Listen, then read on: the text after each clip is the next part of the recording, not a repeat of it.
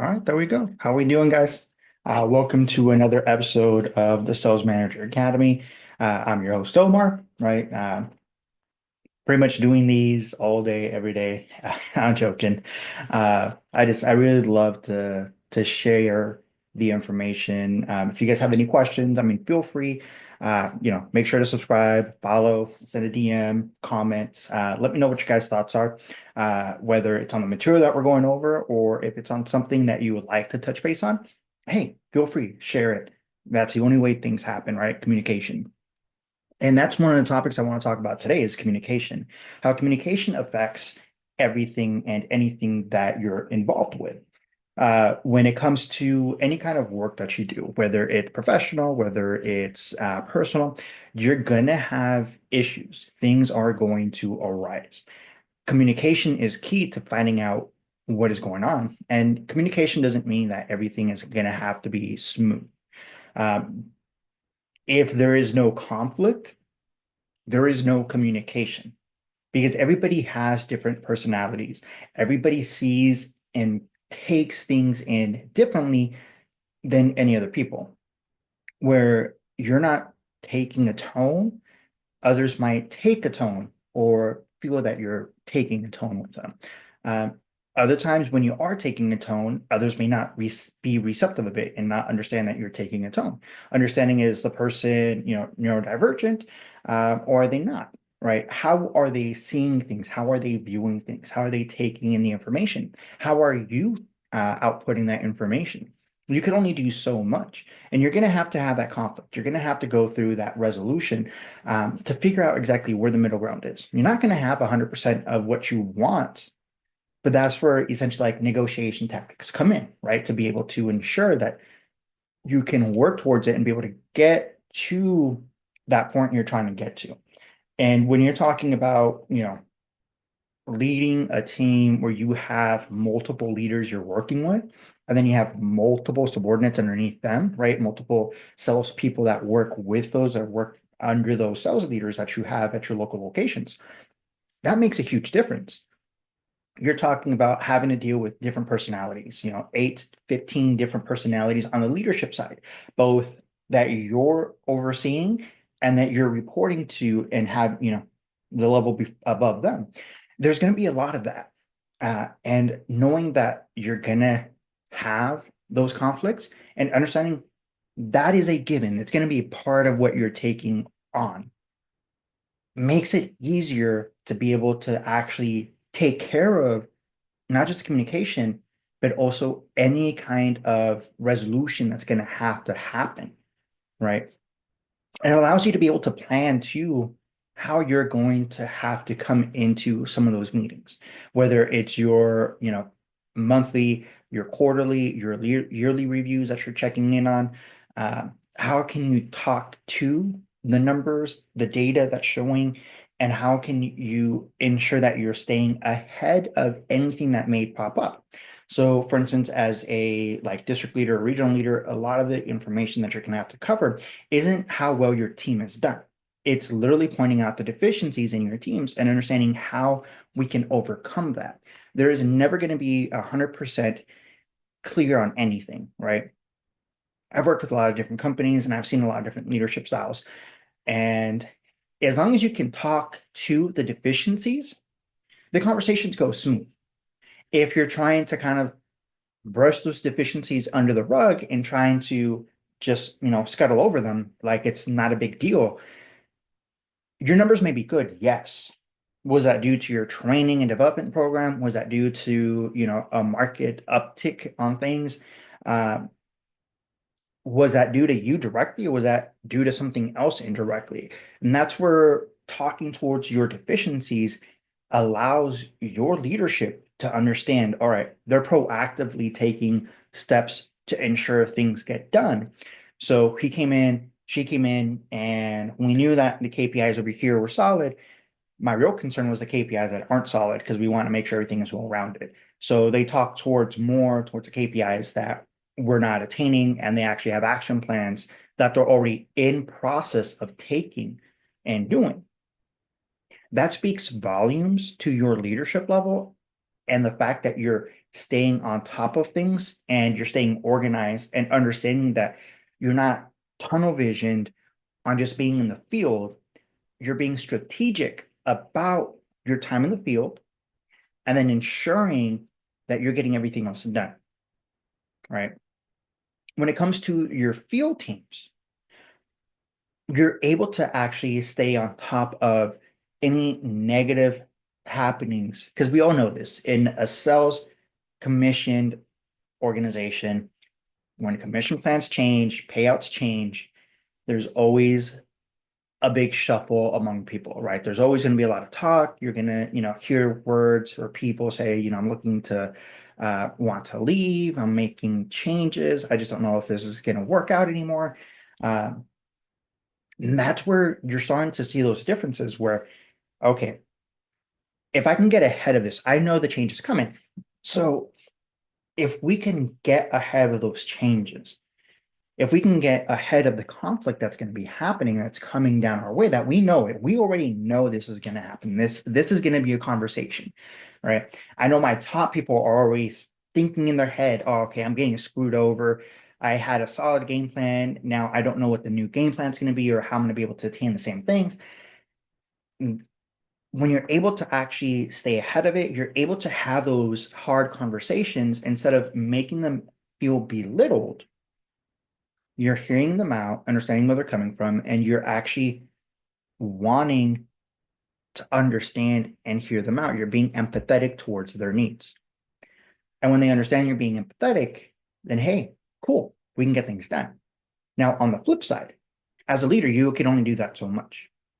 When things don't change and you've had the conversation one too many times, because I know this, when you have your top sellers, your top leaders in your area, it's always tough to want to write them up when you need to. And that's where you have to have a system in place. Everything's about having some kind of system in place so everybody knows. They know ahead of time, like, hey, this is, these are the conversations we're going to have before we have to really start documenting things. Okay. I'm giving you a lot of chances. When things aren't moving, this is what we got to do. I'm not going to keep up and, put up with this bullshit anymore. Right? Either things are going to change or things are going to change. So you could decide whether it's the actions that are going to change or if it's the people that are going to change. That's where you start seeing a difference. But you have to be upfront and you have to have a system in place. You have to, as a leader, do everything that you can to try to support them to make that change possible. You can't force them, right? You can show them the water, but you can't force them to drink the water. They have to do that on their own. You could put everything on there. You can make it as easy as possible. But if they're not the ones to do the actual actions, nothing's going to change. And you can't have that kind of leadership with a team because all they're going to see is that my leader at this location is lazy. So I don't have to do things either.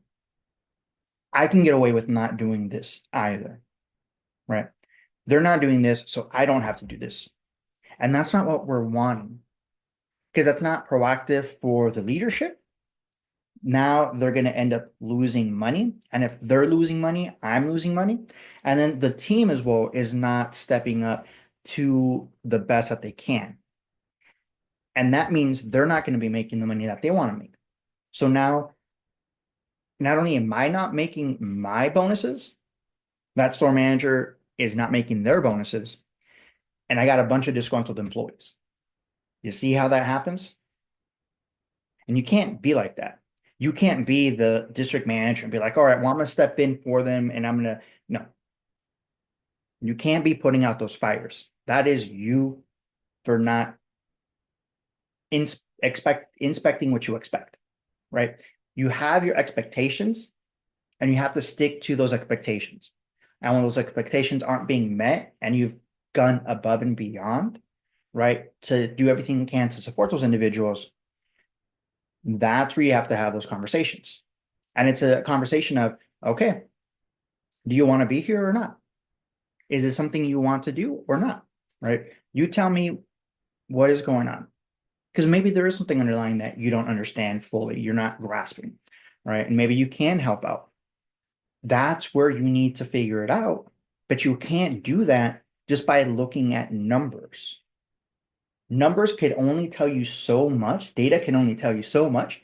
And when you're managing from afar and you're never stepping foot to actually realize what's going on in the day-to-day business, there's a lot you don't see, right? That's why sometimes executives are some of the worst decision makers because they don't actually understand what's going on because they think the numbers are telling them the full story when it's not.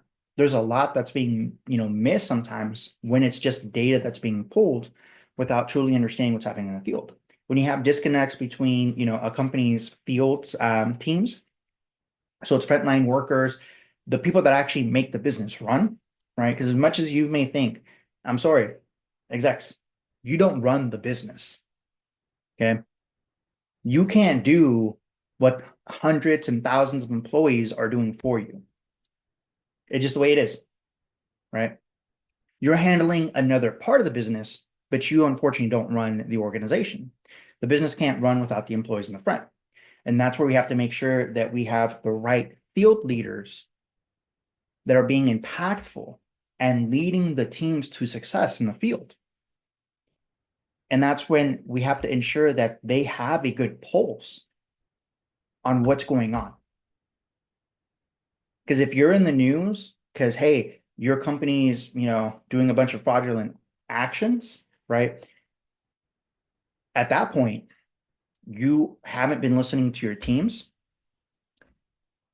and you're trying to turn a blind eye to things. And I get it. I've seen some of those organizations where, certain leaders in executive positions are saying, I'll turn a blind eye as long as the numbers are there. And once we get caught, like, hey, I didn't know anything about it. But obviously, you can only do that so much, right? Because as an executive, that is you now at that point because you're allowing those behaviors, you're allowing those actions when it's being brought up. Um, but as field leaders, now the unfortunate thing happens where you have a bad reputation. You have employees that are disgruntled. You have local leaders, store managers, assistant managers that are disgruntled.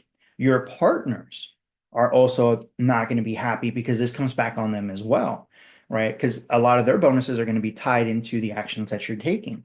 So when there's a lot of fraudulent actions taken, that also affects them, right? And that's not, we don't want any of that.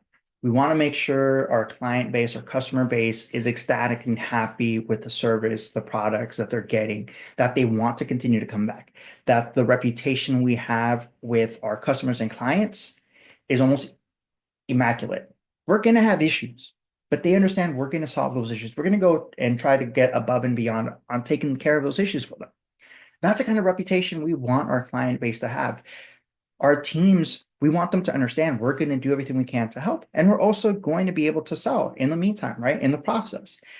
Leaders are going to find ways to make sure that we're gaining grounds in new markets when old markets dry up, right? And staying front and center when it comes to like the business community and other communities in the area. And they're going back, training and developing their teams. And when you have that set up and you have systems in place for that, you have a system in place for not just training and development. You have systems in place for, hard communication, right? You have that set up. Expectations are a lot easier to inspect because your people know what is happening. There is no, gray area. There is no, well, I'm being blindsided by this. It's like, no, we've talked about this, right? We've had these conversations. Like, we have to make these changes. I don't want to lose you, but I also got to take care of my field teams. So it's easier to replace a single person than it is to replace, you know, a group of people.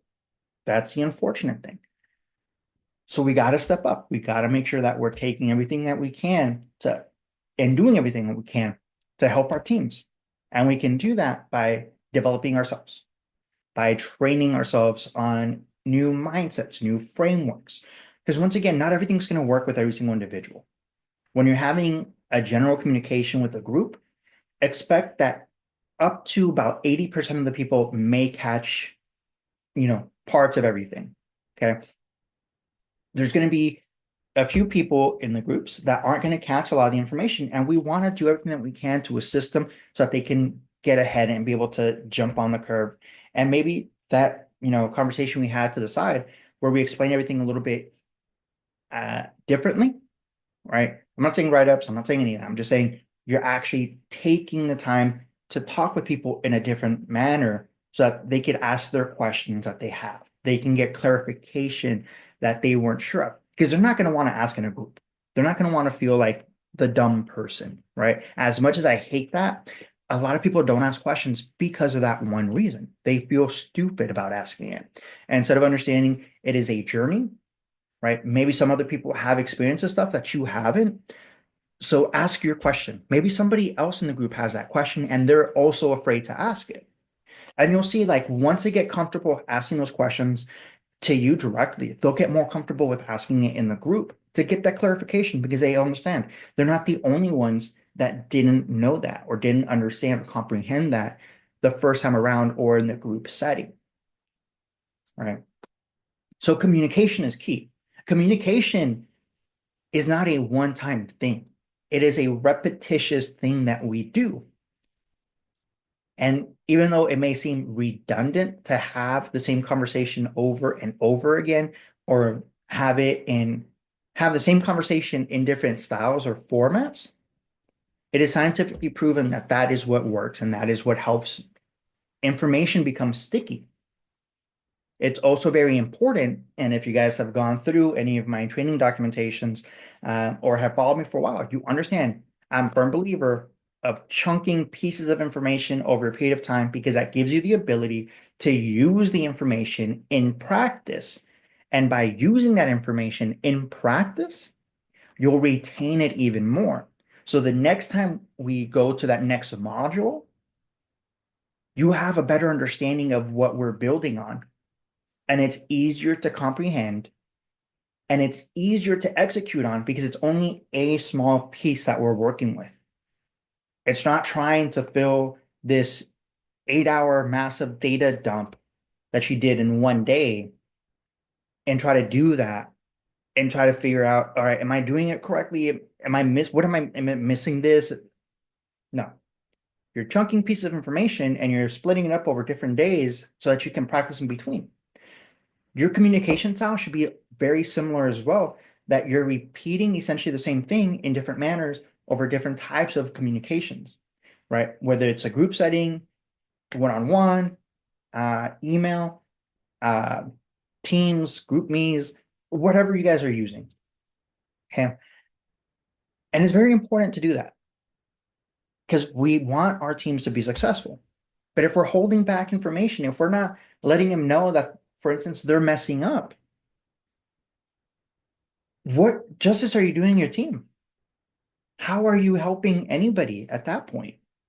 It makes it very difficult. It makes it very tough for your team to know that they're in the wrong direction when you know they are, when you're not helping them in that respect. All right. That's you being a guide. That's you being a mentor to your team. That is you being a leader. You're not telling them where to go. You're helping adjust course. You're not telling them what they need to hit and how they need to hit it. You've already set the goals that have been set out. And you've already explained how you break down the goals. And you're letting them work through that. In my teams, I used to have obviously my company goals. And then I've talked about this. The commission calculator I had built out for my team, the company didn't have one before me. And I built it out specifically for my market. And that's what I showcase people, like what they could use to break down their commission goals and how they can make the most. And this is the way I explained it. I was like, this is how you can make the most with the least amount of work. Because who doesn't want to make more money working less? And I would explain that to them. You're telling me you want to work harder and you want to work more to make it less, right? See how that's a form of communication where I'm helping my team kind of realize something? When they understood that I'm on their side, wanting them to make as much money, because it's almost like the more you make, the more I'm going to make. I am being selfish, right? I am being selfish. I am being honest, but I also don't want you to feel overworked. I want you to have a quality of life and enjoy what you're doing. So I would show them the commission calculator. I would show them out and I would ask them like what they would think, how everything was going, if it was on pace with what they wanted to make, what they wanted to change, right? And we would walk through and talk different strategy on how they can do it. And then I would also go back to my store managers and explain to them like, hey, if we can break it down, if we can break down your goals, you have X number of employees working. If this is what we're averaging, right? Because I would get their averages per employee and I would break it down. And I was like, if we can get a lift here and here, you're solid with what you're missing to maximize your bonuses. But more importantly, everybody's above goal. You have no underperformers. It's like, oh, okay. And that's a big one, right? Because I often do, store managers, and it happens. How many times they have conversations about their underperformers? What are they going to do with their underperformers? Obviously, they don't want to lose people because even though the person may not be performing well, there's a reason why they're not performing well. And oftentimes it has to do because they don't understand. They know the pay plan. They don't understand the pay plan or the pay plan changes that happen, right? Or there is something about the sales process that they're not 100% completely on, right? Um, and when you're able to explain that to them, break it down, and they have that understanding, they're able to actually perform better. Because oftentimes that's also accompanied by like a little bit of training and development to make sure a little bit of coaching, no write-ups, right? We're talking coaching, talking development. It allows them the ability to step up into the capacity that they're capable of and surpass what they thought they could accomplish. So that makes a difference. And that's the beautiful aspect of things, right? And that's why communication is so key. You can't expect people to read your mind. People don't know what you understand. They don't know exactly how you retain information or how you interpret the information. So unless it is spoken and it is repeated, oftentimes people don't understand it. And some actions may seem, counterintuitive. And having a conversation can help explain some of those actions, right? But being upfront, having those conversations, even when they're tough, okay, makes things a lot easier.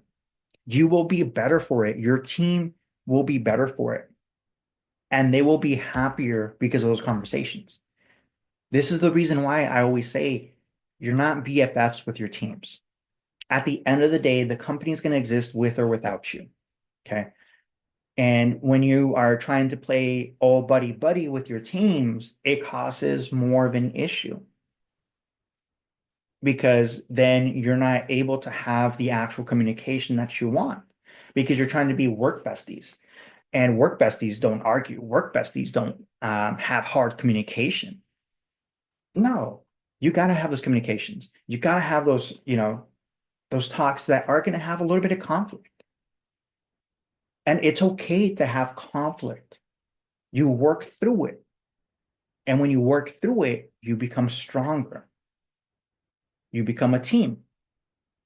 You guys all know this. If you guys have ever played any sport, you guys know that it was never 100% of the time that everybody got along.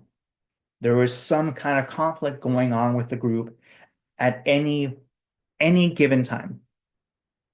But the difference is those teams that worked better together worked through the conflict better. There was conflict, but they can come to resolutions a lot sooner or a lot better or to an understanding. Doesn't mean that we're always going to agree after the conversation, but at least we walk away with a better understanding and with better direction about what we're going to be doing. And that's why conversations are super important. Communication is key. You cannot train and develop people if you're not communicating. You cannot lead, guide, and mentor people if you're constantly keeping things away, if you're not inspecting what you expect. As a leader, communication is key. And communication is never always going to be 100% not conflict. We're going to have communications that are going to be conflict driven, right? They're the cause because of some kind of conflict, because something's not happening or occurring. And you have to have those tough conversations. And it is awkward. It is weird. It doesn't feel good when you have those at first, right? Because you're afraid of how the other person is going to react. You're playing many different scenarios in your head, maybe, right? Or you don't know how the conversation is going to go. You're scared of that. And it's okay. Have the conversation, communicate, be a leader. More importantly, be a guide and mentor, somebody that your team can rely on.